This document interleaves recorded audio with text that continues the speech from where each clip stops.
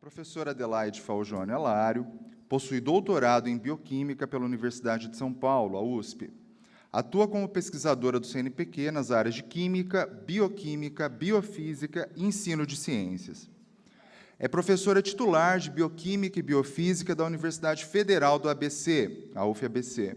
Exerceu os cargos de pró-reitora de graduação e de vice-reitora da UFABC. Foi também autora do projeto acadêmico-pedagógico dessa universidade nos anos de 2004 e 2005.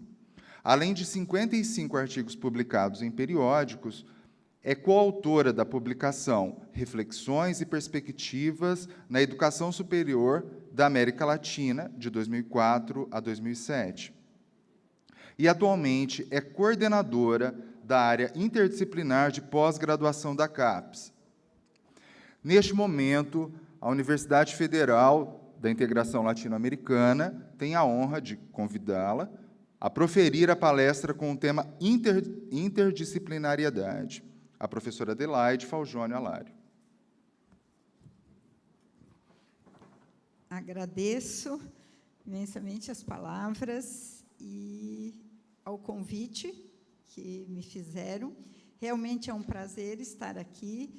Já estive aqui quando a UNILA estava só no papel, com o professor Elgio Trindade, apresentando o projeto acadêmico-pedagógico da UFABC, que tem como base a interdisciplinaridade na graduação e, evidentemente, na pós-graduação também. Quero parabenizá-los pelos 5 anos da UNILA. A irmã jovem da UFABC, tenho metade, nós estamos com 10 anos. E parabenizá-los também pela realização deste evento.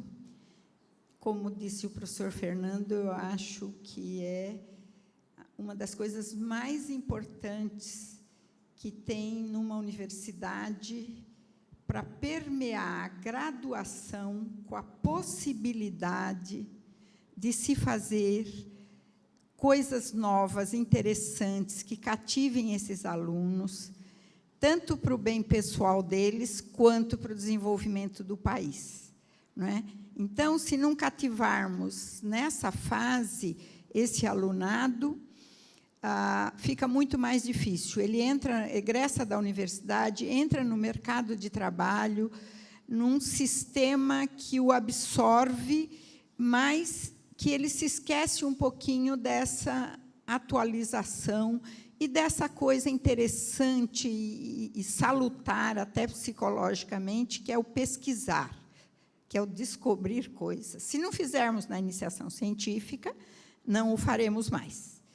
E também, como falou o professor Fernando, o Brasil tem esse mérito de ter implementado esse processo, esse programa, inicialmente, agora já é um processo geral de iniciação científica no país e servimos como modelo, né?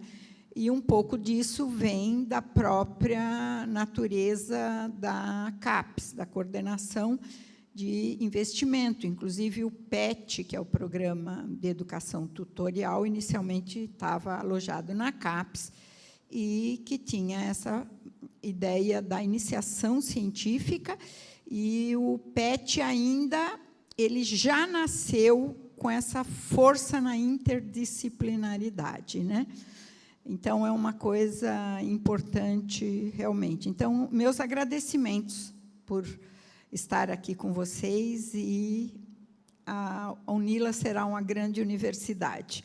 Entendo perfeitamente as dificuldades. Está aqui a professora Ivanise, que vínhamos comentando hoje. A professora Ivanise foi uma das pioneiras dos primeiros 100 docentes contratados na UFABC, e um grupo muito especial, e que está, a UFABC, com todas as dificuldades, está crescendo. E a UNILA certamente passará por isso. Agora, eu vou pedir liberdade para vocês para falar embaixo, porque eu sofro de inquietação muscular, não aguento ficar muito aí parada, não. Eu falarei hoje a vocês um pouquinho da sustentabilidade dos programas de pós-graduação. Falo que é dos programas de pós-graduação, porque o processo avaliativo da CAPES é único para as 48 áreas do conhecimento, né? Independe se é interdisciplinar, ou se é física, ou se é engenharia, ou se é medicina, né? Mas eu vou falar um pouquinho na área interdisciplinar pela diferença que ele guarda, essa coordenação guarda em relação aos outros comitês disciplinares, né? E, para falar de interdisciplinaridade, e principalmente na pós-graduação, eu preciso falar um pouquinho dos recortes do conhecimento na avaliação da pós-graduação. Por quê? O normal, o corriqueiro, é avaliar dentro de uma sistemática disciplinar, né? Cada coordenador conhece muito bem aquela área e sabe avaliar. No nosso caso, a gente trabalha nas interfaces das áreas tradicionais do conhecimento, né?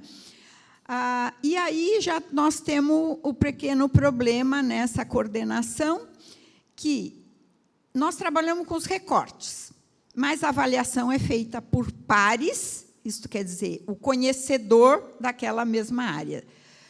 É uma avaliação comparativa para ter uma indução de fomento, de acompanhamento, e a indução vai além do fomento, induzir novas áreas, aberturas de novas áreas para o desenvolvimento do país.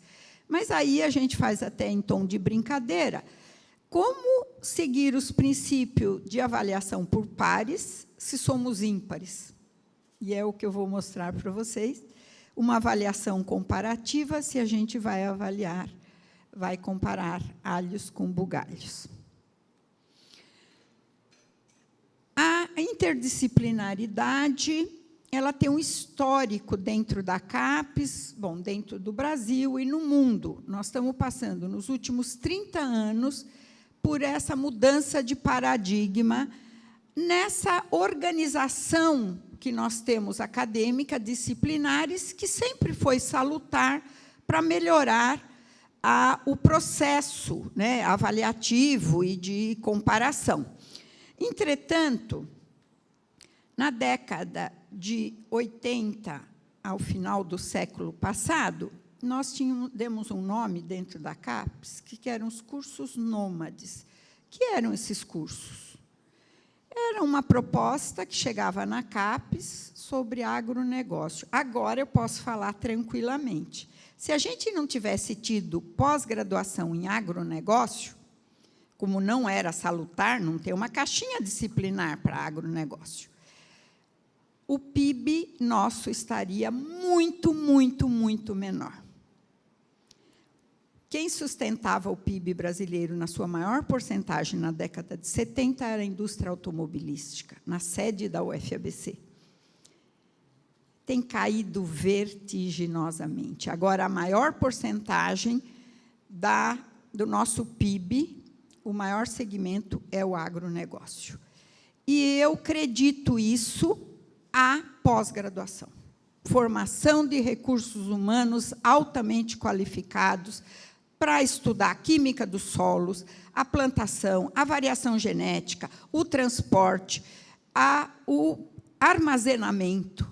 Entram todas as engenharias, o comércio exterior, como colocar esses grãos. Estamos ainda precisando melhorar para não exportarmos o grão in natura, né? Meio ambiente, que contribuiu para o agronegócio também. Nós estamos numa fotografia muito boa no IPCC, e, por sorte, é o professor Carlos Nobre que fez essa aparição do Brasil como cuidando do meio ambiente.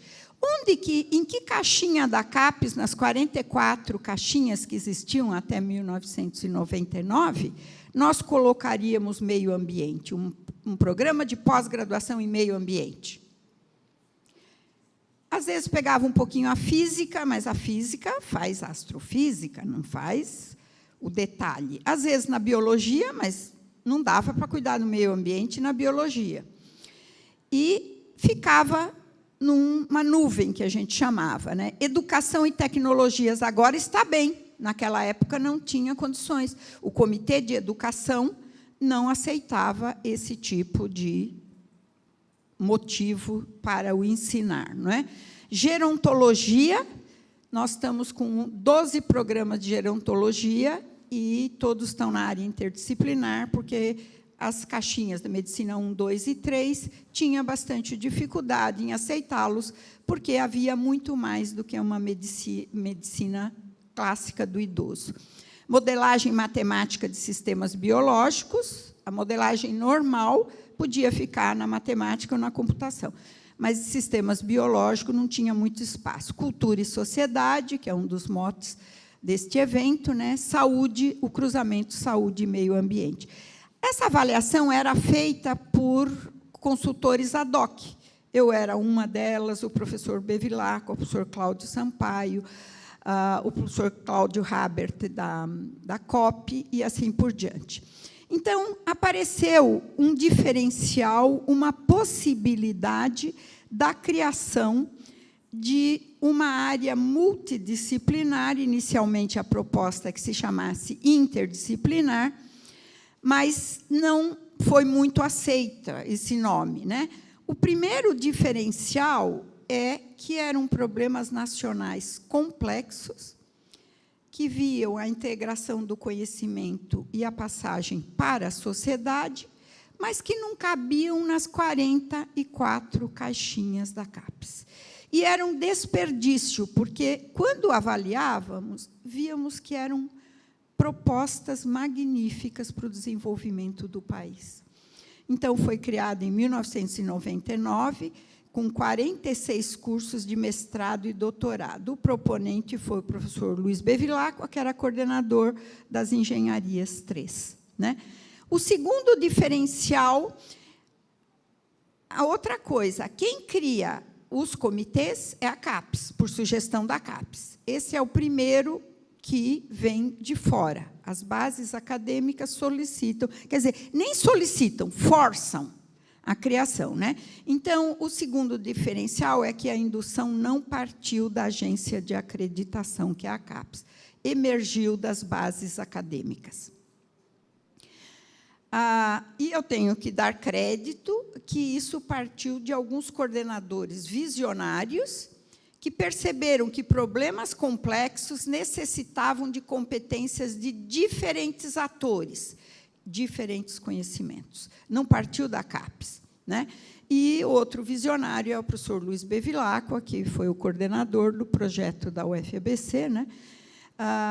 Que tinha ação na CAPES, por sorte, né? Percebeu a importância para a formação de recursos humanos altamente qualificados e, consequentemente, o desenvolvimento do país. E aí foi o objetivo.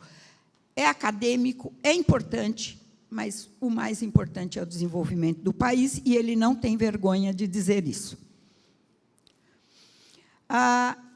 Fomos criados em 1999, e eu agora posso dizer a vocês, porque a CAPES está passando por uma mudança também, que este comitê foi criado, mas com a possibilidade, num futuro, de ser extinto. Por quê? Essas pós-graduações que não tinham característica dos disciplinares poderiam se fortalecerem, adquirirem características e passarem para os disciplinares. A gente brincava que era um berçário.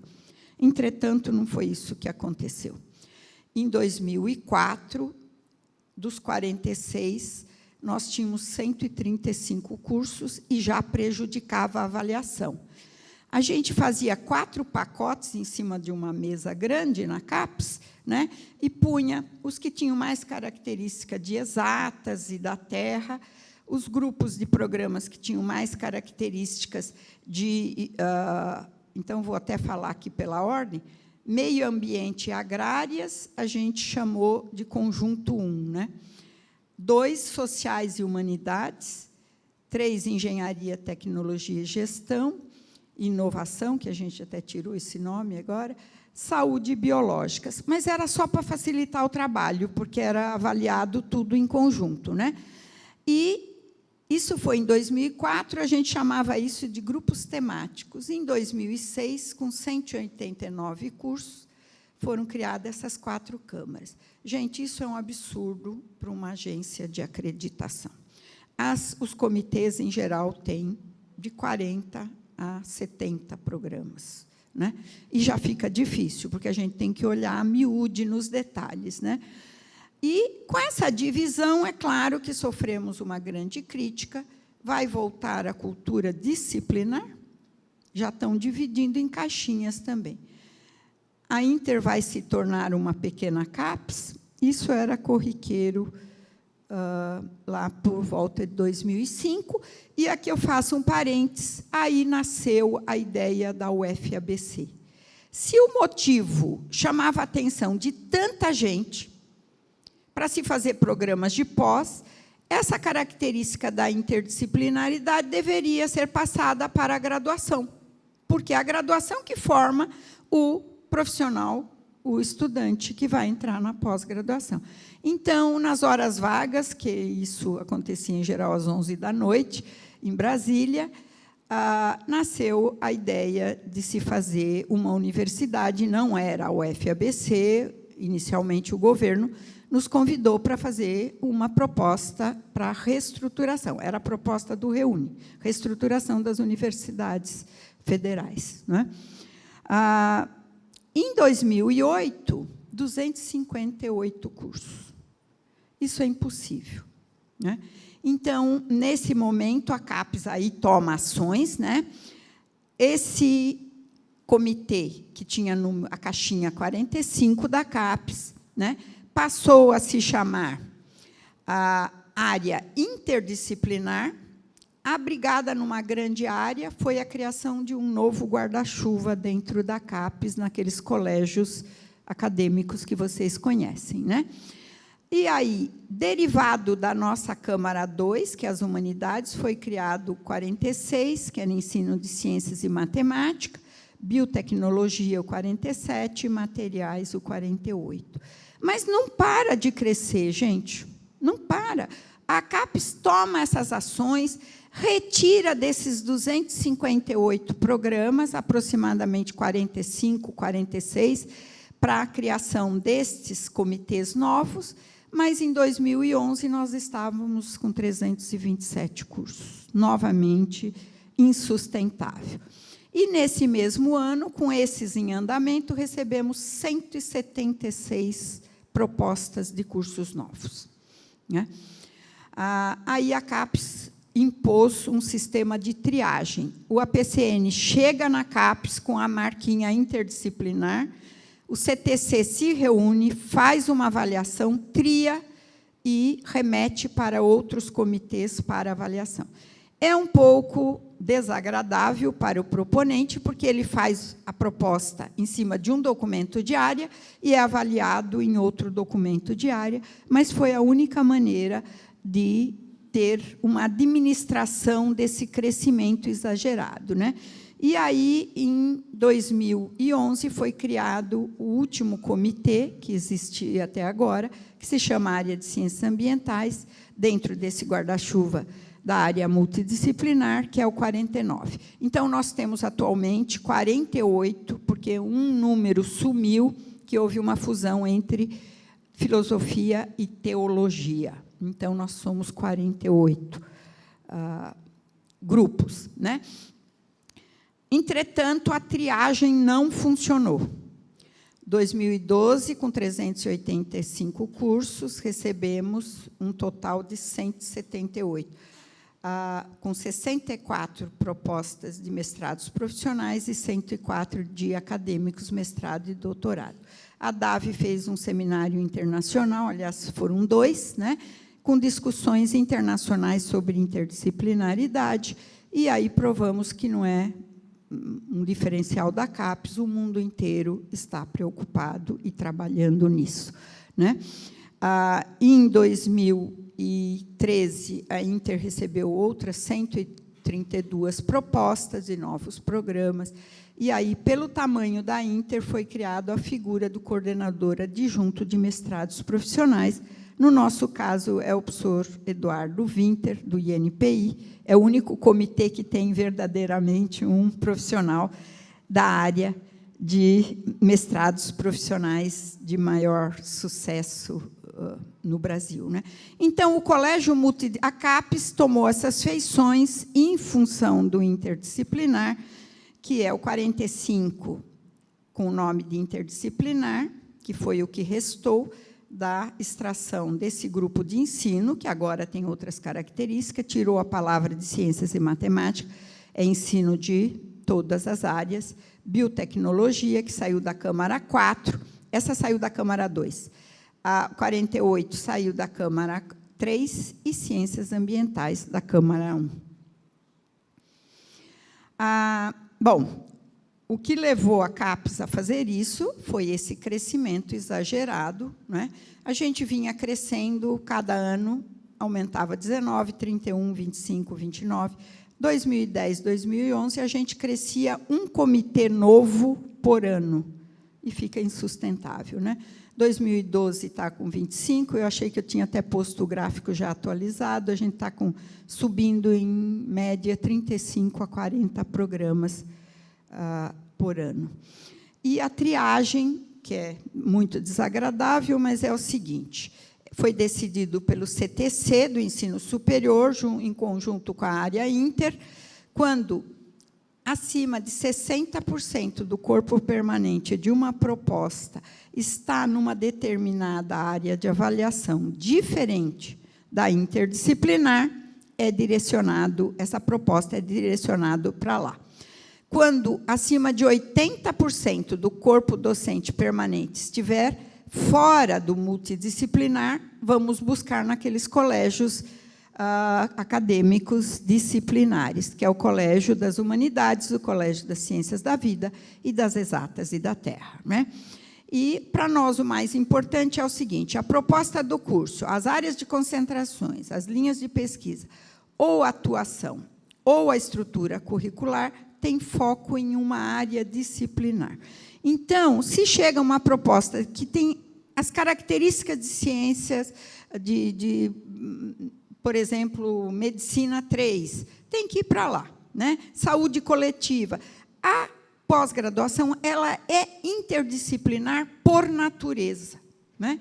Então, ela pode ser alocada lá, né? Isso tudo está no nosso documento de área. Para que serve a interdisciplinar da CAPES? É uma pergunta simples, prosaica.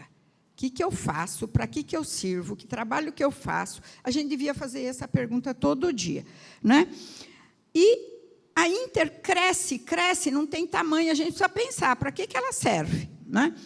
Então, uma coisa bastante distinta é que o Comitê Interdisciplinar permeia o Brasil todo em pós-graduações. Tem vários comitês que praticamente têm esses estados aqui sem programas de pós-graduação. Vocês podem ver nos seminários de acompanhamento, agora está na página da CAPES, de cada comitê, vocês podem procurar e ver, porque fomos obrigados a pôr um mapa desse, e o vazio sempre no lado oeste. Vocês se lembram, pela tradição nossa, política e geográfica, as pós-graduações, as universidades públicas sempre estiveram no mar, bonito, com praia, muito interessante, né? Mas eu não sei como a gente não perde território nessas fronteiras nossas aqui, porque não tem uma criação, uma geração de conhecimento, uma preocupação nessas áreas, né? Então, a interdisciplinar está permeando todos os estados, né? E ainda tem uma simetria muito grande, não sei se dá para vocês verem, o norte está com 8,3% de porcentagem dos programas de pós-graduação na interdisciplinaridade, hein, gente? O geral é mais baixo. O Nordeste está com 19,4 ações, né, que tiveram de editais específicos para pós-graduação para essa região. O Centro-Oeste está chegando em 13%, teve um salto bastante significativo nesses últimos 5 anos. O Sudeste está com 41,2%, mas já esteve com 60%, e não faz muito tempo, 60% dos programas estavam no Sudeste. E o Sul abaixou um pouquinho, eu não consigo explicar isso ainda, né? Mas temos uma distribuição. Agora, para que ela serve? Quer dizer, o que leva um grupo de docentes a fazer uma proposta interdisciplinar? Por exemplo, serve para instituições consolidadas na pesquisa e na pós-graduação, que tem um conjunto de expertos na solução de um determinado problema. E eu dou exemplo para vocês de uma proposta para estudos de bioenergia, juntando USP, Unesp e Unicamp. Parece um absurdo, porque tem ali mais de 600, 700 programas de pós-graduação. Mas, em bioenergia, não havia local para eles colocarem esses estudos. Então, entra nada menos do que o professor Goldenberg, o professor Varran, que é o vice-reitor, estudando a bioenergia. Nem nas engenharias 4, que poderia, talvez, sediar esse programa de pós, não daria pela diversidade de disciplinas, de estudantes que eles recebem, da estrutura dos seus estudos. Então, serve para quem nem está precisando muito, apesar que o Brasil está precisando muito de estudos de bioenergia. Mas serve para instituições novas, né, de menor densidade de docentes disciplinares, que fazem costura, eu pus essa palavra bem prosaica mesmo, são costuras multi-interdisciplinar possíveis para iniciar uma pós-graduação. E dou o exemplo da Unilab, justinho, 12 professores se organizaram para uma proposta interdisciplinar, né? Que está lá no Ceará, no interior do Ceará. Então, serve, às vezes, para um extremo das instituições como USP, Unicamp e Unesp, mas serve para as universidades que estão começando, e, se possível, do lado oeste. E eu quero só lembrar a vocês que eu dou preferência para atender essas universidades novas, em detrimento das que já têm uma estrutura. Agora, eu queria mostrar um pouquinho para vocês, que, às vezes, é muito difícil. Por exemplo, eu fiz muito isso. Eu estava no doutorado, com bioquímica, moléculas, estrutura de moléculas. Você vem fazendo a sua pós-graduação, você chega numa encruzilhada que você não avança mais. Eu precisava muito de ótica física, né? Claro que recorri aos programas de pós, aprendi muito com eles, interagimos, publicamos, mas eu segui com a minha metodologia em bioquímica e eles seguiram com a metodologia deles na ótica física, né? A ideia que a gente gostaria da interdisciplinaridade é que venha um grupo com conhecimentos profundos de uma determinada área e com uma metodologia já determinada. E se encontra com outro grupo que também tem os seus valores, os seus métodos, etc. E eles se encontram, criam uma proposta, às vezes só um projeto, mas ele gera metodologias novas, produtos novos, e eles seguem em conjunto numa metodologia nova. Essa é a ideia da interdisciplinaridade. Para que ela serve? Para dar um atendimento pelas mudanças às quais passamos, a humanidade passa, desde os tempos primórdios, até chegar numa estrutura, numa proposta de um trem-bala. Isso aqui pode ser feito dentro de um programa de pós-graduação de engenharia, mas, certamente, vão se esquecer que aqui vai entrar um cidadão que vai ficar preso aí, cruzando um país inteiro, por exemplo, o Japão, alguém que trabalha no norte, em Sapporo, vai lá para baixo, né? E todos os dias. Se ele vai ter conforto, se ele vai ter lazer aqui dentro, se ele vai ter conversa, se ele vai ter descanso. Então, a gente precisa de um sociólogo, de um antropólogo, de um artista que participe desse programa de engenharia. Vai cortar todo o ambiente do país, qual vai ser o estrago ou o benefício, né? Então, essas maneiras exigem novas formas de pensar, de pesquisar, de ensinar, mas o mais importante que eu pus em vermelho, repassar rapidamente para a sociedade, né? Então, vai tudo o que podemos imaginar, né? Surgem normalmente novas áreas do conhecimento, por exemplo, ciências ambientais, agora já está numa caixinha, quase disciplinar, mantendo algumas características, né? Então, aí, temos que cuidar dessas matas, dessas cidades, dessas poluições, dessa fome, desse êxodo, dessa terrível poluição nas cidades e assim por diante. Materiais, ciência dos materiais, eu pus basicamente o que derivou do comitê interdisciplinar. Aqui vocês conhecem bastante toda a parte de miniaturas, as fibras de carbono, etc. Vou passar rapidamente.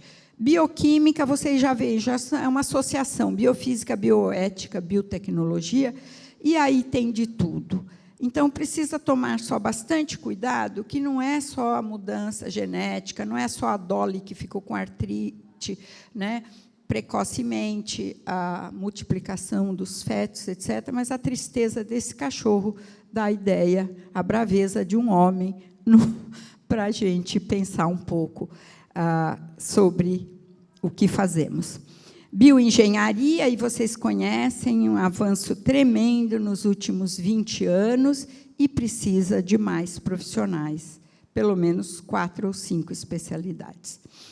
Energia, como eu falei para vocês, esse da Unicamp, está com esse quadradinho aqui, é a bioenergia, mas precisamos cuidar de tudo. Agronegócio. Aqui perpassa tudo, gente. Melhoramento genético, ambiente, sociedade, um tomate que tenha um pouco mais de proteína, mas que não fique tão duro, morango, os grãos enriquecidos e assim por diante. O frango, aqui é a região de vocês, mas que, no final, cuide de quem tem necessidades. A gerontologia, só queria mostrar um pouquinho para vocês, a pirâmide etária relativa. A África, em 2005, atingiu a mesma estrutura que o Brasil em 1960. 45 anos de diferença entre os dois países. Entretanto, a nossa realidade em 2050 será essa forma de barril, não é? Que a França já atingiu em 2005 e que estamos 45 anos atrasados. Por isso, essa crise que estamos tendo na Previdência e a interdisciplinar, o comitê tem preocupação com os programas de gerontologia, que estão todos conosco. Ciências sociais aplicadas, que aqui se enquadram os programas de vocês, a gente tem que se preocupar com a arte, com o que ouvimos hoje de Melanie aqui, uma coisa maravilhosa, né? Mas um abraço cibernético, não é? Um pensador, a precocidade das nossas crianças e assim por diante. Agora, passando para o que vai passar por avaliação, né? Um programa de pós-graduação interdisciplinar. Nós podemos ter essas petúnias de várias cores, cada pesquisador estudar uma delas, né? Mas pode ter um cacto que tem algumas semelhanças e muitas diferenças com isso, e assim por diante. Então, o que chega no comitê é essa diversidade. O que fazemos com isso? A proposta do programa, ela tem que ter a interdisciplinaridade como método de produção do conhecimento. Tem que ter coerência, consistência e atualidade. Não pode ser um amontoado de ideias dos docentes proponentes. tem que ser exequível e um potencial de consolidação, senão fica patinando no sistema CAPES depois. Abrangência multi-inter da estrutura curricular. Uma proposta interdisciplinar, os professores não podem cada um dar aula da sua disciplina. As disciplinas têm que ser um conjunto de ideias de vários professores, né? Consistência, coerência, equilíbrio nas áreas de concentração, porque, às vezes, vem áreas de concentração que não têm nenhuma ligação uma com a outra, né? Linhas, projetos, estrutura. Adequação da infraestrutura para ensino e pesquisa. A CAPES se preocupa muito com isso, abriu um programa de pós que não tem estrutura, aí o alunado fica sem esse diferencial, né? O perfil claro do público-alvo, existe público-alvo, senão vai se abrir, envolver muita verba, bolsas, etc. Demanda do mercado, não tenho vergonha nenhuma de dizer isso, capacitação e atuação do profissional a ser titulado, né? E, muito importante para a interdisciplinaridade, a inserção social. O corpo docente, a gente recebe isso, que nós somos formados disciplinarmente, todos nós, mas a gente tem que fazer uma boa salada de fruta, né? A proposta ela não tem peso, o comitê na CAPES, ele escolhe a porcentagem, a ficha é igual para todos. A interdisciplinar dá um peso de 20% para os acadêmicos, para o corpo docente, 15% dos profissionais. A formação e titulação. Ao contrário dos comitês disciplinares, a gente quer uma exogenia, profissionais formados em diferentes áreas, que tenha passado por aprimoramento, experiência em pesquisa e orientação, multi-interdisciplinar. Dedicação, um percentual equilibrado de docentes permanente em relação ao total. O nosso é o mais exigente de toda a CAPES, mas cresce muito mais que os outros. Nós exigimos 12 permanentes e os colaboradores não podem passar de 30%. O número de estudantes por docente, nós ainda mantemos o 8, apesar de ter uma portaria que libera isso. Coorientação por docentes com formação e titulação diferente para um mesmo aluno. Então, a gente verifica isso.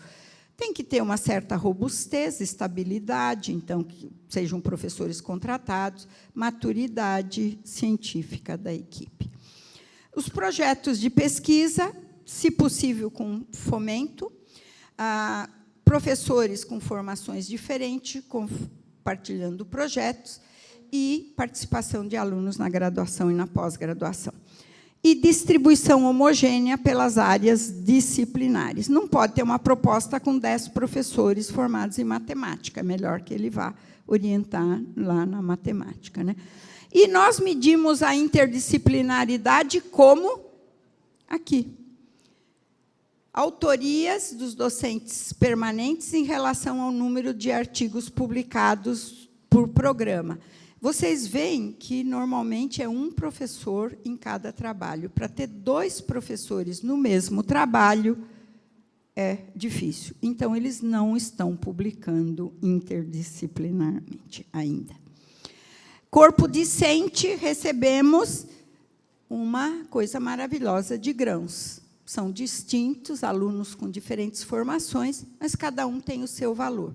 Então, a gente mede, isso tem um valor de 35% na ficha de avaliação, a gente valoriza mais o estudante do que o professor no interdisciplinar. 30% para os mestrados profissionais. A gente mede a qualidade de teses e dissertação, a distribuição entre os orientadores e a eficiência na formação. A qualidade das teses, se geraram artigos, eventos científicos que participaram, livros, capítulos de livro. Mas o que a gente gosta mais de olhar é o destino do egresso. Aí a gente vê se essa pós-graduação é boa. Eu digo, se a gente tivesse uma boa avaliação do egresso, fica muito caro, é muito difícil. Não precisava ficar tanto tempo em Brasília avaliando, né, que a gente passa quase meio ano lá, né? o impacto da pós-graduação na vida profissional. Ele está bem colocado no mercado de trabalho? Ele é diretor? Ele assumiu uma liderança? Ele abriu outro programa de pós? Ele está feliz? Se a gente tivesse indicador de felicidade, já era uma coisa boa. Nucleação de novos grupos de pesquisa, novos programas de pós e desenvolvimento tecnológico e social do país. A participação discente também é pequena, hein, gente? Nós temos 0,1, quer dizer, 10% das publicações têm discentes, né? O pico está em meio.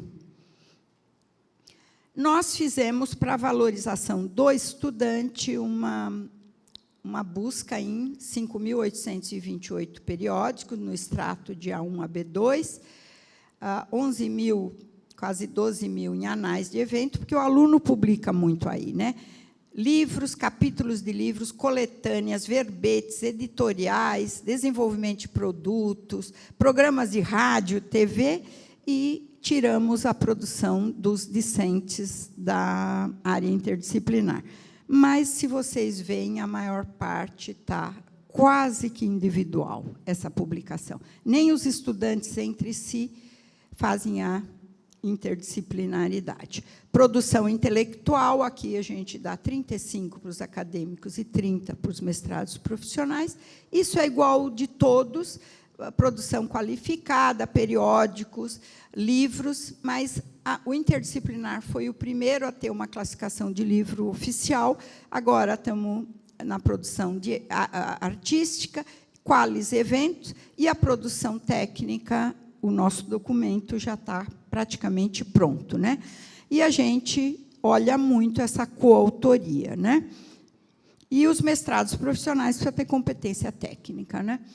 A distribuição do índice PROD total, isso quer dizer, entre estudantes orientadores e os mestrados acadêmicos, profissionais e com a produção técnica. Aqui melhora um pouquinho, mas ainda está abaixo, está vendo? Para a gente ter muitos participantes nesses produtos, é muito difícil. Bom, essa é a soma do que eu pus lá, a gente leva em consideração o artigo, aqui não é artes, não é artigo, valorizando o A1 com índice 1, 0,85 por 2, livros e os capítulos e o técnico. Inserção social para a área interdisciplinar é muito importante, então, quero relembrar aqui para vocês o impacto regional e nacional do programa, a gente mede, educacional, social, cultural, tecnológico e econômico, onde que as teses estão repercutindo, inserção de produtos no mercado, capacidade e atração de candidatos de outras regiões. Então, entra aqui, ó, se vocês têm bastante candidatos. Tá? Integração e cooperação com outros programas, tanto nacionais, mobilidade discente, que vocês têm bastante, né, nacional e internacional. Visibilidade, isso nós estamos mal. Eu fiz um levantamento em setembro do ano passado, 40% dos 320 programas da Inter estavam com o site ou desatualizado, ou em preparação, ou muito fracos, 40%. Eu fiz com a irmã do professor Fernando. Sentamos 2 dias na CAPES e fizemos isso. Então, um cuidado maior com isso. O que as agências de fomento têm de responsabilidade com o programa de pós-graduação, né? Ela tem um grande poder indutivo, né? O horizonte atual foi de muita publicação de artigos, só centrado em artigos. E eu vou dar um levantamento para vocês, que acabou de acontecer na sexta-feira. Sexta foi feriado. Quinta-feira, nós acabamos de avaliar, esse ano, nem coloquei aí, nós recebemos 175 APCNs. Está nessa faixa de 140 a 180 todos os anos. E o que acontece? Nós fizemos um levantamento que é muito fácil fazer por um programa de computação. Quantos A1, quantos A2, livro, capítulo de livro, qual era o índice PROD do grupo proponente? Não fizemos por um cuidado jurídico os docentes. dos 175, 140 passariam na CAPES. Centrou tudo em publicação, mas não tem uma proposta coerente. Não escreve o que o egresso vai sair. Quer dizer, o principal produto da pós-graduação é o egresso, o mestre e o doutor formado. Não tinha informações. As disciplinas eram copy-paste, às vezes, de disciplinas de graduação. Ou, se estavam pedindo o mestrado, era um copy-paste do mestrado, estava pedindo doutorado do mestrado. Então, a gente está querendo mudar um pouco, né? Abertura do foco da CAPES, valorização do aluno, que é o principal produto, né? Valorização da produção técnica, indução do desenvolvimento tecnológico, né? A UFABC foi a primeira a ter o doutorado industrial. Não ter preconceito, fazer um bom trabalho e que está voltado para uma produção mais rápida, né? Ou formação de recursos humanos. Valorização da inserção social na pesquisa e pós-graduação e o impacto no desenvolvimento regional e desenvolvimento da sociedade, como eu mostrei no mapa para vocês, né? E o Inter é o único que dá um puxão de orelha na CAPES, que o Plano Nacional de Pós-Graduação, que o grupo é sediado na CAPES, fez esse documento que leva em conta o que devemos seguir, né, as diretrizes para 2011 e 2020, ganha um capítulo inteiro que se chama A Importância da Inter- e Multidisciplinaridade na Pós-Graduação. Eu vou ler porque a autoria deles, e também porque é muito contundente, diz o seguinte: os órgãos de governo que financiam a pós-graduação brasileira e a agência responsável pelo mesmo, que é a CAPES, estarão às voltas, na nova década, com a grande área multidisciplinar. Uma área de pesquisa caracterizada pela expansão acelerada, vista por muitos como algo crítico e preocupante, mas que reconhecidamente abarca, naquelas experiências bem-sucedidas, problemas estimulantes de ponta do conhecimento, propiciando novos e instigantes desafios. O capítulo inteiro vale a pena quem está disposto a fazer algo nessa área, né? Desafios das instituições de ensino. Por exemplo, a UNILA tem que se preocupar com a localização de programas de pós-graduação interdisciplinares. Nas universidades tradicionais, que têm o sistema departamental, não há espaço, nem sala, nem de discussão, nem representação nos conselhos dos interdisciplinares. Concursos voltados para profissionais que tenham esse perfil interdisciplinar. A gente faz concurso para as disciplinas, aí é disciplinar, tem um nome. Doutor interdisciplinar. Isso é uma falácia. O que significa um doutor interdisciplinar?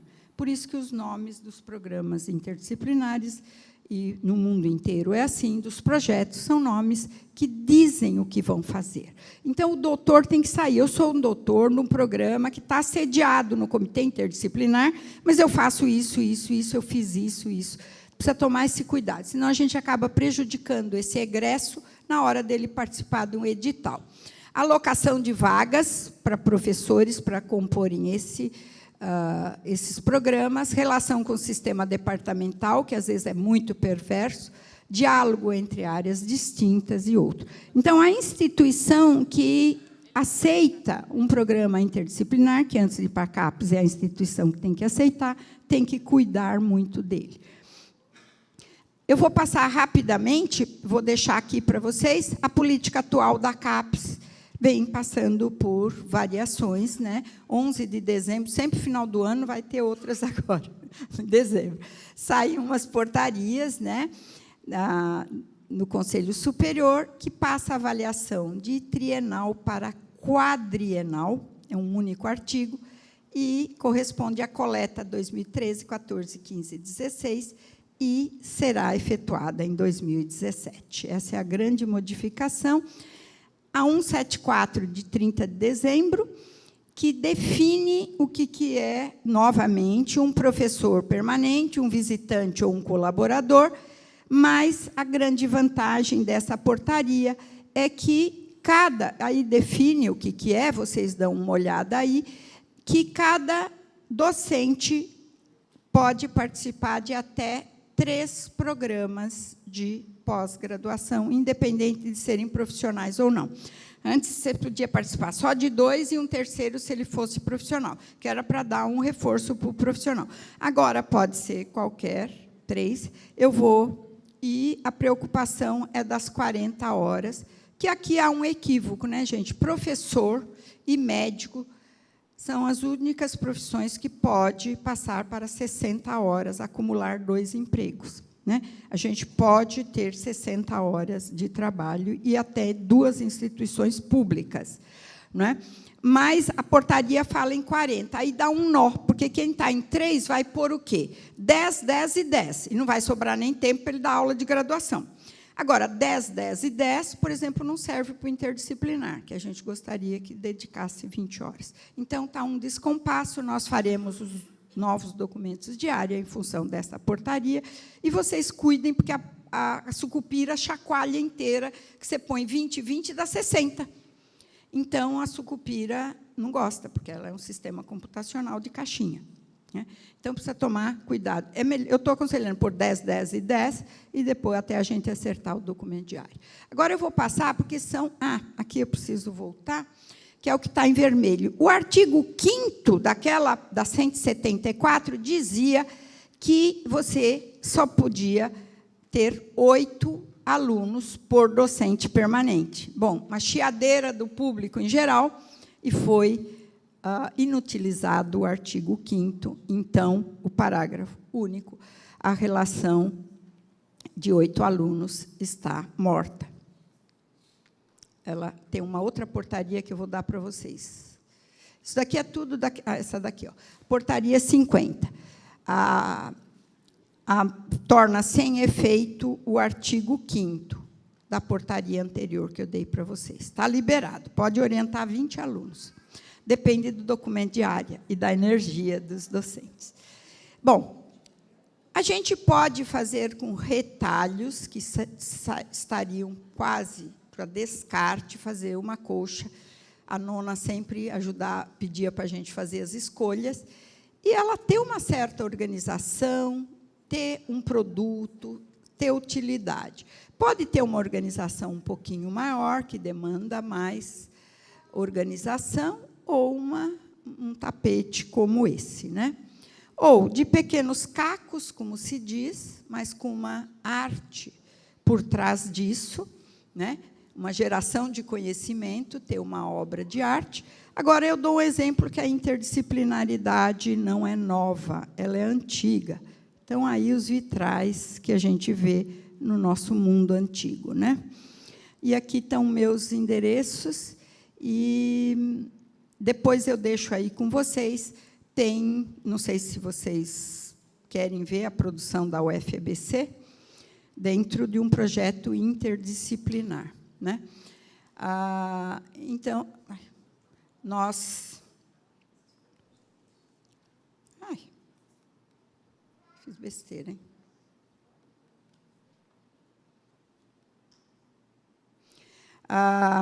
Escolhemos algumas universidades só para fazer esse levantamento, né?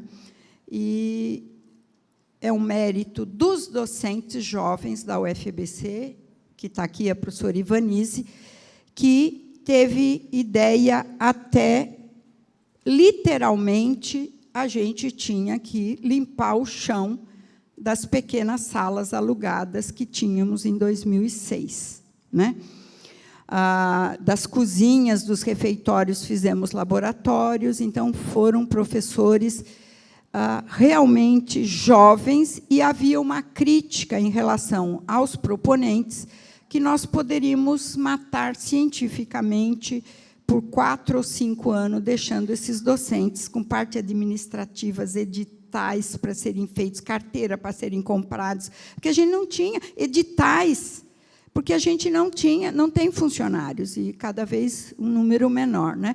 Mas o mérito é todo deles, realmente. A UFABC está no quartil superior, à esquerda. Né?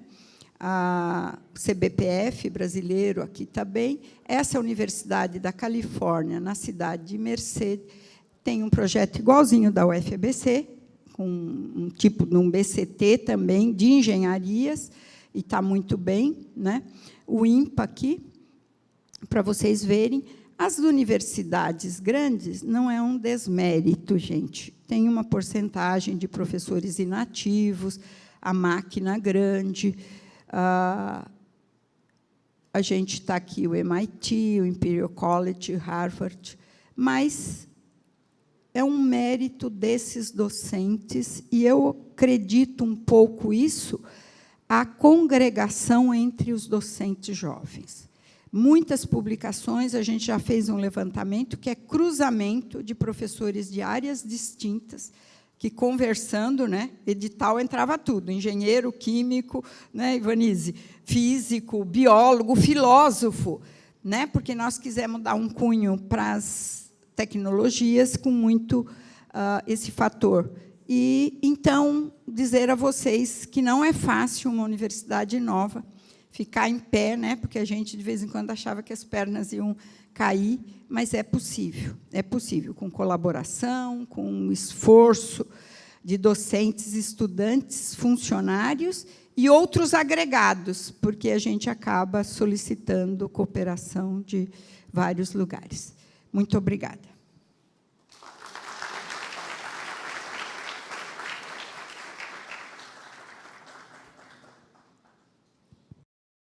A CAPES tem condição. A CAPES, lembrando, diferentemente do CNPq, pertence ao MEC, está inserida no sistema do MEC. A CAPES não tem algum mecanismo para... Desculpa, eu sei que não estamos mais na União Soviética, mas meio que para forçar os mecanismos dos concursos docentes, pelo menos nas federais, para que seja diminuída a carga de disciplinaridade que está embutida no espírito e na letra dos nossos concursos. Eu sei que depende das instituições. Né? Depende de mim. Eu estou agora abrindo... o meu curso está abrindo um concurso para a área de antropologia, que é a minha área. Por quanto a gente tente, esse profissional será 100% antropólogo. Nada de errado em ser 100% antropólogo.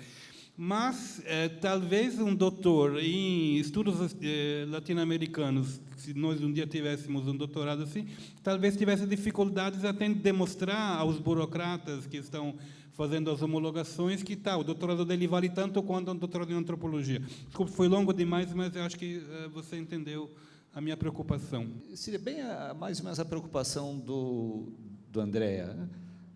Eu acho que a interdisciplinaridade, infelizmente, ela tem que ser quase que forçada, principalmente dentro do sistema educacional brasileiro das universidades federais, né? Que, infelizmente, ela é dominada, pelo bem ou pelo mal, enfim, por profissionais formados nas caixinhas, né? Então, gosto muito de preservar as suas caixinhas, né? Então, acho que, no entanto, o futuro, claro, é muito mais interdisciplinar do que disciplinar. Então, eu acho que tem que ter um esforço do MEC, CAPES, etc., de começar a forçar mais a efetivação, a concretização da interdisciplinaridade. Então, a pergunta é mais se, digamos, a sua opinião a respeito disso e como fazer. Bom, deixa eu complementar a questão dos dois colegas, mas numa perspectiva diferente. Esteve aqui nesse ano o decano da Faculdade de Ciências Políticas e Ciências Sociais e Políticas da UNAM do México, e ele fez o relato numa palestra de um programa interdisciplinar que é o mais antigo que tem no mundo com o tema América Latina, né? Na Universidade do México, e que vem pessoas do mundo todo, da China, para fazer esse programa consolidado. E ele relatou que esse programa de mestrado, pós-graduação, ele estava passando por uma mudança. Inicialmente, ele tinha um caráter mais formativo, né? O que no Brasil, aparentemente, as pós-graduações já perderam há um bom tempo isso, né? Então, e você poderia imaginar foco em América Latina, obviamente é um tema multidisciplinar, interdisciplinar, que ele vai ter uma formação variada de vários aspectos, e vem um estudante da China que talvez nunca tenha ouvido falar, ouviu muito pouco, e vai aprender um conjunto de informações sobre a América Latina. E eles estavam passando por uma fase de mudança por um foco investigativo, que podemos dizer que é o foco que tem no Brasil. Hoje, o caráter formativo da pós-graduação ele se perdeu muito. A exigência está muito mais na questão da produção e da investigação, né? E naquele momento da palestra, eu fiz um questionamento para ele. O que é, então, uma investigação em América Latina? Né? E o que significa isso? O que um estudante de mestrado, num programa desse, ele vai fazer, por exemplo, um historiador, um filósofo, um economista, o que ele vai pesquisar de diferente, de que forma diferente do que ele faria um estudante num programa de história que estuda história de algum aspecto da América Latina. E aí vem essa questão das caixinhas, que eu acho que as caixinhas também têm uma função, e a gente pode esquecer, né, que é um reconhecimento. Como se coloca a questão do reconhecimento do profissional da área interdisciplinar, como é que se constrói, como se pode desenvolver novas metodologias para ele se reconhecer. Se reconhecer é uma forma positiva de você falar. Falar em caixinha é uma forma negativa, mas as duas coisas são a mesma coisa, né? Então, como é que se coloca essa questão para que ele se reconheça como um profissional interdisciplinar e que você reconheça um perfil? Como você vai reconhecer um químico? Um químico você reconhece, você admite que tem uma formação, tem uma capacidade, e você exige isso. Mas, num profissional da área interdisciplinar, como é que você reconhece ele na sua formação, as suas habilidades e assim por diante? Bom, acho que é um conjunto muito interligado, né, de perguntas, e que elas são recorrentes na interdisciplinaridade. Nós estamos passando por uma mudança de paradigma, né?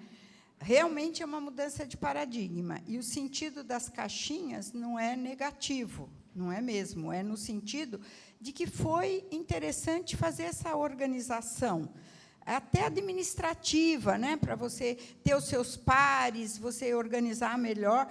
Não tem nada de negativo, porque a interdisciplinaridade é outra caixinha. Na CAPES fica outra caixinha, né? Agora, forçar, na realidade, o MEC, sutilmente, a CAPES, dá uma forçada. Cria-se uma universidade como a UFABC, quebrando todos os paradigmas. A sociedade entra em parafuso. A avó é a que atende melhor um aluno que diz que vem para a UFABC e está fazendo que curso. O pai, eu não quero esse negócio de BCT. A mãe, eu não quero esse negócio de BCT. Eu quero saber o que você está fazendo. A avó é a que atende, nós fizemos um levantamento. A avó é a que entende um pouquinho melhor. Os alunos dando o relato que a família não entende. Mas você vai fazer engenharia? Mas você vai fazer química? Mas você vai fazer biologia?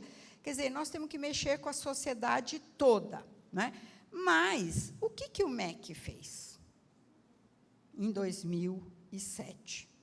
2005, 2004, ele nos pediu uma proposta de uma universidade nova. Não era para a UFABC e não era para uma universidade nova. Era para fazer o REUNI. E o que ele fez para que o REUNI fosse absorvido? Fomento. Vocês sabem o valor dos milhões que foram investidos no REUNI? Só que a proposta foi tão... gostaram tanto que tinha um processo no Congresso de criação de uma universidade feito pelo próprio ex-presidente Lula, há 30 anos atrás, de uma universidade pública para a região do ABC. Então, a proposta virou... tinha um nome, aí ganhou um nome, né? Não tinha esse nome. E foi implementado porque é mais rápido. E aí o REUNI, a proposta do REUNI, que é uma lei, saiu no comecinho de 2007, quando a UFABC já tinha começado. Mas, se vocês lerem o documento do REUNI e o projeto acadêmico da UFABC, é a mesma coisa. É idêntico. Tem que fazer os BCs, os BCIs têm que dar uma estruturação na maneira de ensinar, de contratar os professores, etc., etc. Tudo dentro da interdisciplinaridade. A contratação pelo Reúne é muito parecido com o que foi a contratação dentro da UFBC. Né? Então, e tinha muito dinheiro, gente. Então, para aderir ao Reúne, tinha que fazer a programação, aí recebia o dinheiro. Inicialmente, o viés muito desagradável, que deveria ser em ciência e tecnologia. Depois, foi aberto, em 2008, 2009, para as outras áreas. Então, podia abrir um curso na área de humanidades. Então, houve realmente, mas é muito desagradável isso, André, é muito desagradável, e a população acadêmica reage muito forte. E os reitores, Andifes, foi lá, não, nós queremos o dinheiro do Reúne sem interdisciplinaridade, cursos tradicionais. E aí reverteu-se boa parte do dinheiro. Né? E, com relação aos editais, é uma orientação que a gente tem dado, é jurídico, a universidade tem autonomia, a CAPES e o MEC não pode falar nada, fazem o edital que quer, passa pelos conselhos corretos e é publicado. Então, o que a gente tem feito é, nas palestras, dizendo isso, a abertura dos editais pela LDB, a gente não pode dizer que é um antropólogo que só que pode se inscrever no seu concurso. Apesar do conteúdo ser de antropologia, você não pode pôr. Então, o que a gente orienta um egresso de um programa interdisciplinar? Eu ajudo a fazer até os documentos para entrar aqui na Pelotas. Eu fui com o estudante, foi lá, porque o edital dizia que precisava ser um arquiteto, e ele tinha feito doutorado em patrimônio cultural, um programa muito bom da área interdisciplinar de Pelotas, antigo. E ele não era arquiteto, mas ele tinha feito uma tese com uma abrangência muito grande em patrimônio cultural, altamente pertinente para aquela universidade que estava fazendo o edital. Aí eu fui com ele no cartório, botamos o documento lá, e impugnou o concurso, parou o concurso. Aí eles abriram o edital. Então, é um trabalho de formiguinha. Agora, o outro que eu pus, que não pode dizer no diploma que é um doutor ou um mestre interdisciplinar, porque aí ele está perdido mesmo. Então, é interdisciplinar na área de patrimônio cultural, e o histórico escolar dele mostra que ele tinha competências. Por isso que eu acho que tudo que nós devemos fazer agora deve ser por competências. Eu tenho outras competências.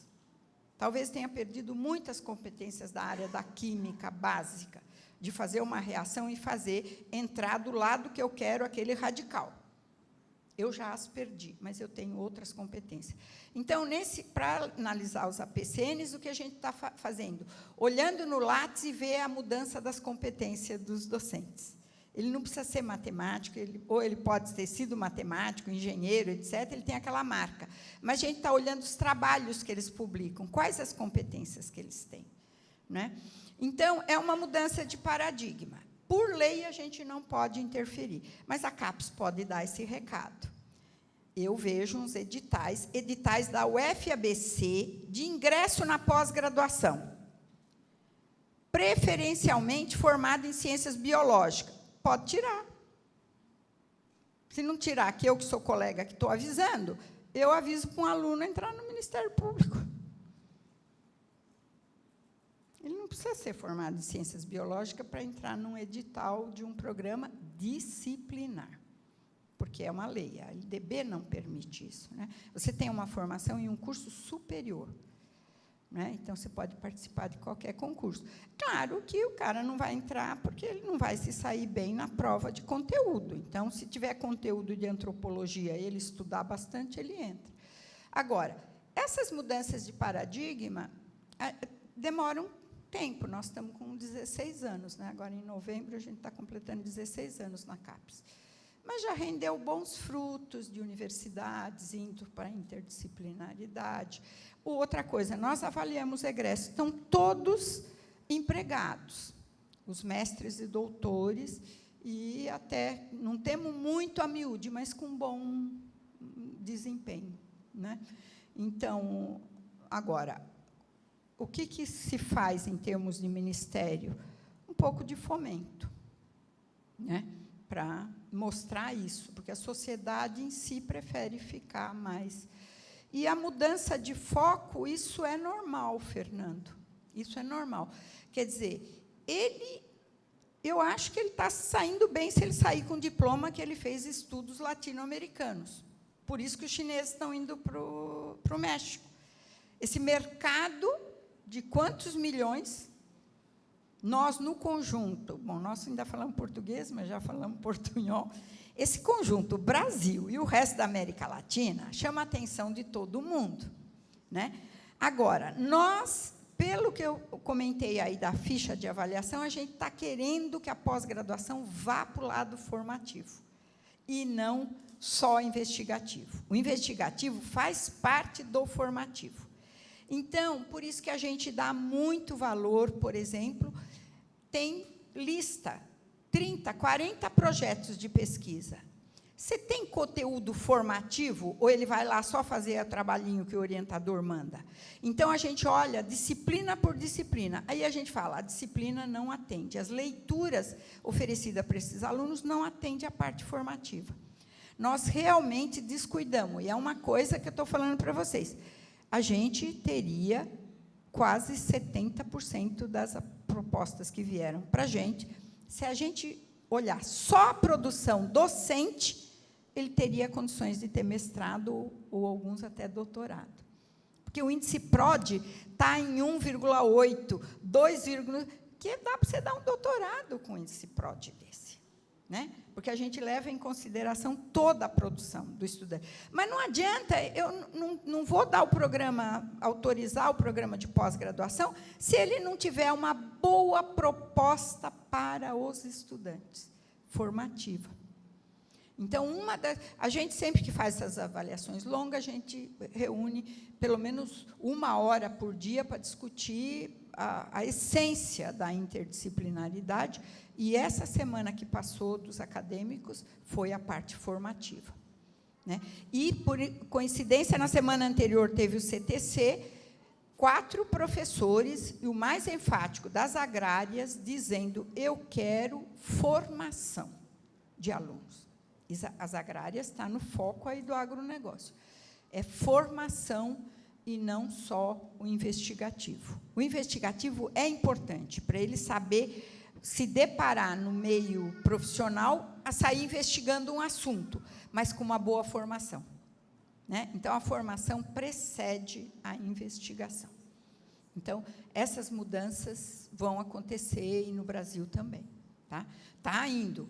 Aí você percebe. Isso, o que foi? Essa política de 20 anos da CAPES, de focar, da Bolsa de Produtividade, de focar. Nós melhoramos, nós estamos numa situação privilegiada de crescimento de produção científica no mundo, né? O professor Jorge Guimarães falava sempre, passamos de tal posição, tal posição, tal posição, estamos muito bem, mas em detrimento, talvez, do formativo. Tá? Mas o pessoal está atento. Se a conversa no CTC foi essa, a preocupação é essa. Não sei se eu respondi tudo. Fazer uma pergunta, certamente não necessariamente a CAPES que responde a pergunta, mas eu acho que a gente, tendo uma universidade como a UNILA, a gente tem a responsabilidade e a obrigação de pensar em certos assuntos. Efetivamente, no regresso, o que a gente poderia fazer? Será que, para que nossos diplomas, para que nossos alunos estrangeiros voltem com um diploma reconhecido? A gente sabe que isso é um problema crucial e angustiante. A gente tem alunos formando, eles não sabem o que eles vão fazer dos seus diplomas. Por exemplo, a gente falou da interdisciplinaridade, é muito bom. Por exemplo, a gente tem aqui o curso de... Todos os cursos são interdisciplinares, mas eu recebi uma aluna, eu tive a oportunidade de trabalhar um pouco na ProInt, uma aluna que está formada em desenvolvimento rural e segurança alimentar, eu acho que é o nome do curso. Ela ia voltar para acho que para o país dela, ela não sabia porque esse curso não existe e nem para reconhecer as disciplinas que ela fez dentro da UNILA. Será que não é papel do Brasil, do MEC e da CAPES pensar numa forma de negociação com nossos vizinhos, nossos colegas latino-americanos, para que isso seja possível? Muito obrigado. Fiz pós-doc na UFBC, 3 anos. A minha esposa é formada na UFBC, primeira turma. Portanto, sou fã da UFBC, ela também fez mestrado lá e tudo mais. E então eu conheço um pouquinho, minimamente ali como é que funciona a UFBC, e sei lá que os alunos eles entram via SISU, numa entrada única para o bacharelado em Ciência e Tecnologia. E sei também que existem os cursos pós-BCIT, esses cursos são vários. E posso até falar, a minha esposa é formada em bacharelado em Física, e eu sei que ela se formou em bacharelado em Ciência e Tecnologia, em seguida fez o bacharelado em Física, e sei que ela acabou por se tornar uma profissional com uma visão muito mais ampla do, vamos dizer assim, do universo científico do que eu, que fiz um curso de bacharelado em Física tradicional. Porém, a minha questão é a seguinte. Então, isso vai acontecer, acho que com a maioria dos alunos que se formam na UFBC. Eles fazem o bacharelado em Ciência e Tecnologia, penso eu que, pelo menos, a maioria deve fazer o seu curso pós-BCIT, pelo menos se formar em mais um curso pós-BCIT, e então vai ter essa vantagem, ele vai ser um cara com uma visão do mundo científico muito maior do que a tradicional. Mas a minha pergunta e aquele aluno formado especificamente no curso de bacharelado em Ciência e Tecnologia, digamos que ele só queira fazer aquele curso e sair direto para o mercado de trabalho? Eu queria saber se vocês têm algum índice, algum número, como é que eles estão se colocando dentro do mercado de trabalho, aquele aluno especificamente formado só em bacharelado em Ciência e Tecnologia. Eu tenho uma dúvida em relação ao processo de submissão e uma curiosidade. A minha dúvida é referente à parte que você cita muito bem do corpo docente, que abaixo de 60% é considerado interdisciplinar, acima vai para uma câmara específica para análise e acima dos 80% é conduzido para uma outra área. A minha questão em relação ao tema, que também comentaste, quando ele é muito específico a uma determinada área, ele pode ser reconduzido a uma outra área de avaliação. Qual é a base e critério para essa condução? Porque o termo energia, hoje, se a gente for analisar em termos de pós-graduação, ele pode estar nas câmaras de engenharias e tem em diversas outras câmaras, desde meio ambiente, ciências ambientais, agora como na câmara interdisciplinar. Como isso vai ser ponderado, ou como é ponderado? E uma segunda é uma curiosidade.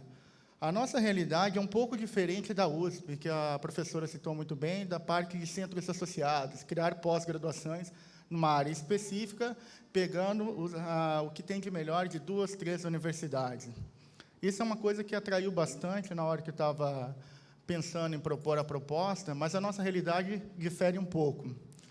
A nossa realidade de vizinhos aqui é com a Argentina e Paraguai. Como seria a formalização de uma proposta em centros associados entre Brasil, Argentina e Paraguai? Obrigado. É uma coisa muito importante que você falou, que a gente está fazendo a parte educacional, mas tem que estar atrelado às relações internacionais, porque são países distintos. Na gênese, na concepção da UNILA, isso está escrito, porque eu lembro de ter discutido na Andifes, com o professor Fernando Haddad, a concepção da UNILA, de que deveria haver essa parceria com o Ministério de Relações Internacionais, inclusive para a revalidação de diplomas, E esse tema de revalidação de diplomas está candente. Toda vez vem e para no Congresso. Há 2 meses atrás, teve uma ação lá no Congresso, aí paramos a reunião, foi o presidente da CAPES, foi o diretor da DAVE, junto com o pessoal do Conselho Nacional de Educação, para se discutir isso. Então, crucial se fazer isso o mais rápido possível. Mas, se a gente esperar ter resolvido o problema de relações internacionais para depois, como ele está propondo, que eu vou discutir agora, uma pós-graduação com docentes de vários países, a gente vai ficar muito atrasado. Então, a gente tem que gerar o fato, né? O doutor interdisciplinar, ele agora está se consolidando, né? Lutando nos editais, não é fácil, mas estão todos empregados. Se a gente tivesse sido barrado em 1999, que, aliás, foi falado no CTC, onde ele vai trabalhar? No que ele vai estar formado? Eu tenho a ata do CTC, onde o professor Bevilacqua coloca a proposta. Vai ter revista para publicar os dados? Quais são os periódicos, Bevilacqua? Tem os índices. O pessoal da física caiu em cima. Não, tem que ser os periódicos A1, mas não tem o periódico A1, vou formar ainda, depois ele vai publicar. Ou ele pode publicar numa revista disciplinar. As revistas, o que aconteceu? As revistas estão quase todas interdisciplinares. Inclusive, as mais tradicionais estão recebendo muitos trabalhos interdisciplinares.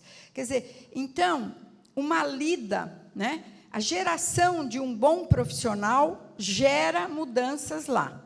Agora, tem que ficar em cima com esse negócio das relações internacionais. Chamar o Itamaraty, isso a gente pode fazer, e eu estou fazendo já uma coisa, me intrometendo, numa coisa que não deveria me intrometer, mas já me intrometi.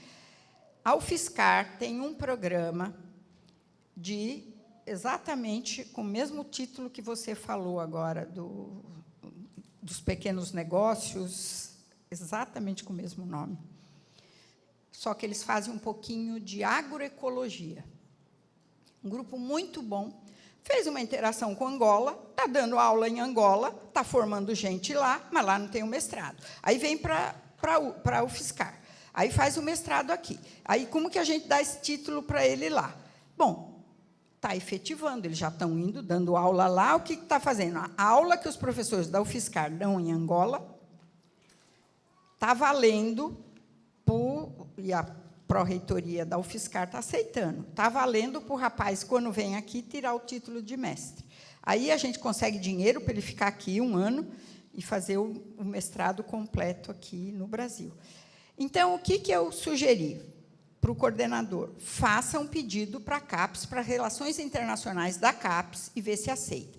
Por coincidência, na festa de 30 anos do MCTI, que foi na UFSCar, na SBPC, estava o ministro, que já saiu também, o Aldo Rebelo. Aí ele veio: Adelaide, me fala um negócio aí. Eu estou com uma proposta de um grupo aí que quer dar um curso de matemática em Angola. Ué, acho que é melhor falar com o coordenador na matemática, mas aí eu contei da UFSCar e a gente estava lá com o Garandino, o reitor da UFSCar. Já se conversou. Eu acho que rapidamente vai se ter uma proposta de fazer programas de pós-graduação internacional.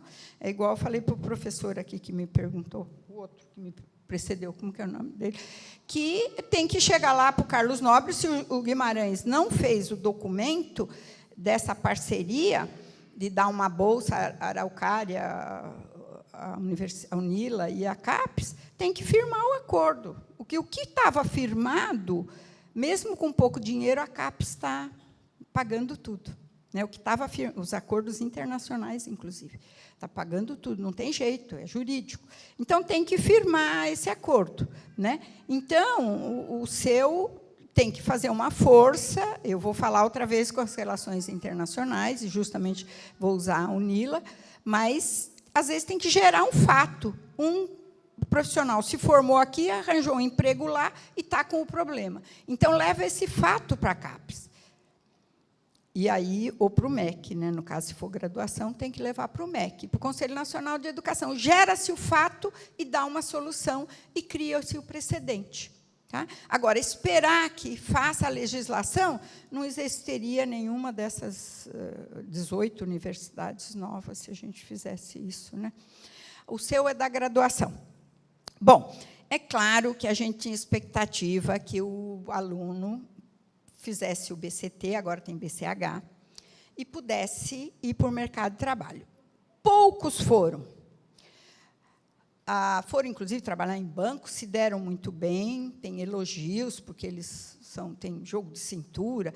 Um relatou até que briga menos com a namorada, porque aprendeu a trabalhar com gente, com os diferentes, né? Mas tem uma oferta de um curso profissionalizante. Tem à noite, gratuito. Ninguém vai sair. Às vezes, eles até vão trabalhar, né?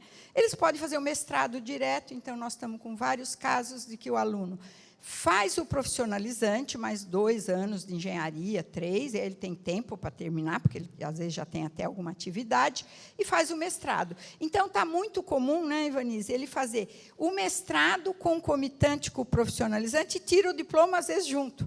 Em geral, tira o mestrado antes, porque ele é mais cuidado, a miúde, o professor, não sei o quê. Aliás, o primeiro título da UFABC não foi de graduação, foi de pós-graduação. O primeiro título, o primeiro diploma oferecido pela UFABC.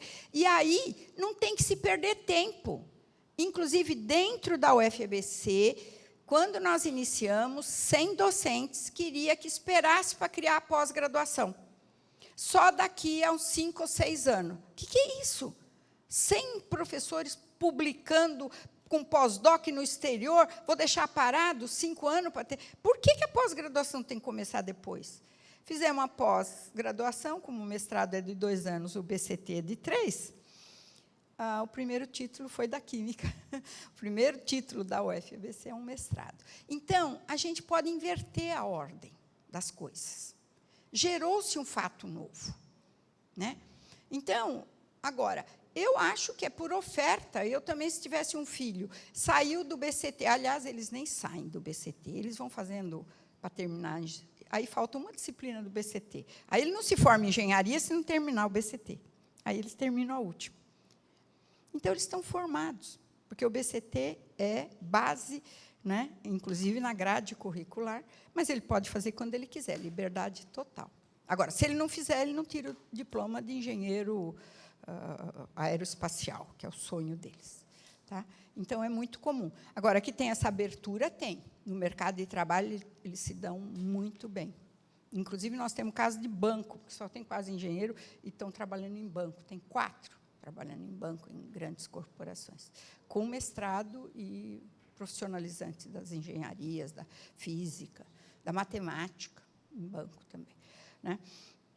O seu caso, bom, existe uma legislação, e está em todos os editais da CAPES, nessa 174 diz disso, que você tem que ter uma anuência da outra universidade para que esse professor seja cedido para trabalhar aqui às 10 horas, ou às 12, ou às 15, ou às 20 horas, num programa interdisciplinar, né? Então, chega o APCN, se não tiver o documento, a gente já barra. Se faltar só o documento, a gente faz uma diligência documental, né? Se é internacional, provavelmente, talvez tenha que passar por um cônsul daqui, né? A Universidade de Buenos Aires, a Universidade do Uruguai, do Paraguai, da Bolívia, talvez tenha que ter uma conversa. Mas, para a CAPES, a gente precisa ter uma anuência, um documento firmado, passado pelas instâncias superiores daquela universidade, e vale para o Brasil também. Se você tiver um professor que é lotado na UniOeste, vai ter que ter a mesma documentação. Tá? E você tem um número, e se ele é professor permanente. Agora, em geral, você vai precisar pôr o deslocamento dele. Sempre que surge um professor do exterior, a CAPES exige que tenha um financiamento ou que ele esteja explícito que ele vai conseguir financiamento por outra parte. Porque, senão, que se aprova o programa, fala, ué, mas se aprovou, eu entendia que teria financiamento para esse professor se deslocar ou esse aluno se deslocar, né? E a CAPES não é uma agência desse tipo, né? Uma agência mais de creditação e de bolsas, aí independe se o aluno é estrangeiro ou professor ou não, a bolsa é para o programa, né? Você distribui do jeito que você quiser. Mas isso estão nos documentos de área, e a portaria 174 reza sobre isso outra vez. Tá? Agora, com relação à triagem, é a seguinte, tem a regra, dado que os outros 48 são disciplinares. A regra é que, se tiver 60% de matemáticos ou de engenheiros, tem que ir ou para matemática ou para uma das engenharias, né? Porque é a formação. Eu não uso muito isso, apesar que está nas regras do CTC, que a interdisciplinaridade é obrigada a aceitar. Mas o que eu faço? Bom, tem 60% de matemáticos, mas eu vou ver as competências e faço um parecer desse tamanho, que ele tem competência para trabalhar em energias. Tá? E aí eu mostro que energias é interdisciplinar. Só que o interdisciplinar das suas energias tem que aparecer lá. A proposta do curso tem que ser muito interdisciplinar. Então, eu ponho a carga de força na proposta. Proposta nas linhas de áreas de concentração, linhas de pesquisas, projetos, disciplinas, referências bibliográficas, porque aí reza uma ementa lá em cima, linda, maravilhosa, que é interdisciplinar. As referências são todas disciplinares. Do que eu vou buscar o que o professor dava em outra universidade. É igualzinho a disciplina que ele dava na outra disciplinar. Aí fura a interdisciplinaridade. Aí o que a gente faz? Redireciona para outra área. Tá? Então, mas não é feito por nós. São 6 membros do CTC e eu. A interdisciplinaridade tem um voto em 7. Tá? Mas nós fazemos análise para saber se é interdisciplinar, porque eles não têm essa prática. Então, eu uso mais o terceiro item que está nessa tela aí. O primeiro item é 60% vai para uma área, 60% concentrado na formação. 80% num grande colégio. Os da vida, aí a gente, sendo da vida, a gente vê. Tem mais saúde coletiva, tem mais enfermagem, tem mais educação física, tem mais fonoaudiologia, etc. Ou tem mais medicina, vai para lá. Tá? Então, a gente escolhe dos 80%. Isso está nas regrinhas, mas, para o Inter, o mais importante é a proposta. Se é uma proposta interdisciplinar e as competências, os trabalhos que vocês publicaram nos últimos 5 anos, tem a ver com a interdisciplinaridade, aí fica na Inter. Tá? E é avaliado pelo documento de área da Inter. Agora, quando é redirecionado, a gente pede uma colaboração dos comitês disciplinares que leve em conta que ele fez no documento de área da Inter. Mas, como o documento de área da Inter é muito mais rigoroso que os outros, a questão de publicações, de envolvimento já de alunos de iniciação científica, etc., ele passa fácil nos outros documentos de área. Tá? Ficou claro, Orlando? Senão, a gente pode conversar. Para você, ficou também? Geramos um fato novo e... Tá? E você ficou... Meu questionamento nem é tão um questionamento, vai muito na linha já do que o professor Andréia colocou, também minhas inquietações, professor Glaucio.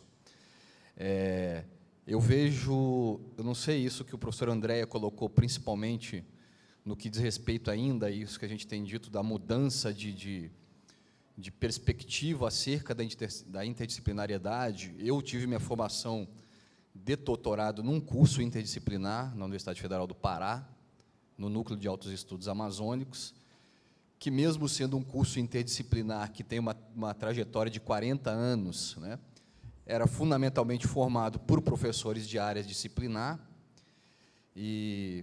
Então, eu vejo, não sei se a senhora tem alguma coisa, se é uma curiosidade minha de muitos anos que eu vejo essa questão da mudança, de a gente perceber isso. Por incrível que pareça, a percepção que eu tenho de alguns, eu tenho, né, menos que alguns professores, mas tenho quase 13 anos de docência em Universidade Federal, acompanho muito de perto concursos públicos para professores, e, por incrível que pareça, assim, eu via muito, apesar de a região norte do Brasil, como a senhora colocou ali, tem poucos cursos da área interdisciplinar, até pelo tamanho obviamente, das universidades, da população, etc., eu vejo nessas regiões, né, me parece muito mais uma abertura para uma perspectiva interdisciplinar, nos concursos públicos, em particular, do que eu vejo para a região sul e para a região sudeste. Né? Eu vejo os concursos na região sul e sudeste estão muito voltados à área disciplinar mesmo. E lá para a região norte, talvez, né, a gente, mesmo com essa menor quantidade de cursos, eu vejo muito mais abertura para esse tipo de coisa do que a gente vê aqui para o sul e sudeste, que é onde estão esses cursos interdisciplinares. Né? Não sei se é uma percepção errada que eu tenho, se a senhora teria alguma coisa para falar sobre isso. Então, mais uma vez, agradeço a sua presença aqui e a gente, né, fica muito feliz com a participação da senhora aqui no nosso evento. Obrigado. A minha dúvida ela é bastante pontual. A senhora falou da interdisciplinaridade, e eu queria saber se a CAPES já tem alguma previsão, de um certo modo, em trabalhar no eixo interdisciplinaridade, internacionalização e a perspectiva de cursos da pós semipresenciais, via online, porque eu acho que isso é uma realidade muito de uma perspectiva da UNILA latino-americana, no sentido de aliar, né, um pouco no eixo do que o colega falou, de aliar mais a internacionalização, quer dizer, que isso não seja um caso específico, mas que seja algo mais corriqueiro na CAPES, e também pensar na questão de cursos que possam vir a ser presenciais e semipresenciais, tendo em vista que a UNILA tem uma perspectiva mais abrangente, no caso latino-americanista. É isso. Obrigada.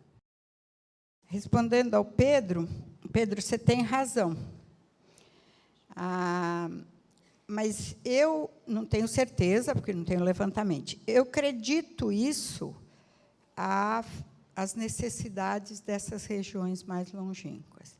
Aqui, programas da Inter, que são formados no Sudeste, às vezes tem rejeição a um professor entrar, você está numa área muito isolada do que a gente está fazendo, o programa Inter.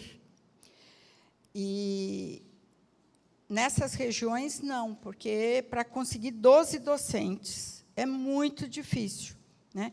Então, às vezes, tem um antropólogo, um especialista em letras, o outro economista, e eles fazem, eu chamo de uma costura mesmo, e dá um bom projeto. Né? E também a gente acredita mais nessas regiões. Olha, uma coisa é escrever uma proposta com alguma deficiência numa região, lá em Benjamin Constant, que leva 3 horas de Manaus para lá, né? Que a gente está tentando fazer um de fronteiras lá. Hã? Não. E de barco chega... 3 dias, e se cair árvore, pode levar 4, 5 dias de barco. Aí eu falei, não, eu vou, né, para a professora de Manaus. Aí o marido dela, que é físico, falou assim, Adelaide, você sabe onde você está se pondo? Mas você tem uma maior abertura, porque não tem tanta oferta. Né? Em alguns casos, não aceitam algum tipo de professor, não, você está fora dessa proposta. Né? Então, isso... Mas a gente não tem estatística, mas eu percebo isso, essa abertura maior. Né? Mas é uma questão de cultura. Né? É uma questão de cultura. Te aconselho a dar uma olhada no site da CAPES, o discurso do professor Carlos Nobre. Tem 3 I. Ele vai centrar toda a administração dele na interdisciplinaridade, na internacionalização e na interinstituições no Brasil. São os 3 inters. E ele, toda vez que tem CTC, ele abre falando, nós vamos centrar nesses 3 itens, que é o futuro das ciências, etc., etc., e do Brasil. Né? E aí está algumas ações, tipo os DINTERs, os MINTERs, né? Porque a gente tem uma região muito desenvolvida, em alguns casos, e necessidades em outras. Né? E tem vindo propostas muito boas, né? Nesse sentido de uma instituição. A Química está fazendo propostas muito boas. Né? Um programa que está 3 vezes com nota 3, o coordenador da Química está pedindo para quem tem nota 6 e 7 dar aulas lá, orientar lá. No início começou até informal, mas agora está formalizando isso. Né? E o ensino à distância, bom, os profs estão aí, estão funcionando muito bem, só que não tem mais edital para prof, né? O prof, o aluno ganha, que é o professor, né, do ensino médio, ganha uma bolsa durante 2 anos, e o professor que está no prof, na pós-graduação, nesses profs, também ganham, né? Agora, estão fazendo proposta, mas não tem mais dinheiro, estão entrando como profissionais comuns, então, nós estamos com 2 categorias, está até meio ruim, que uns ganham bolsa, outros não ganham. Mas o ensino à distância está aí posto, não tem nada oficial na pós-graduação ainda, a não ser os específicos dos editais profs, né?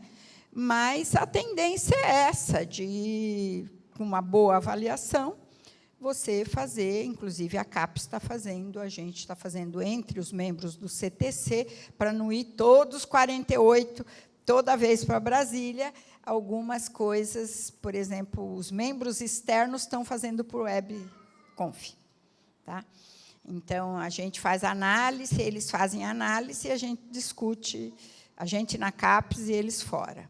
Os externos são membros externos, mas não é esse o sentido da palavra. Externo é porque ele é externo àquele comitê, ele veio dos outros comitês, né? A avaliação da CAPES é muito cruzada.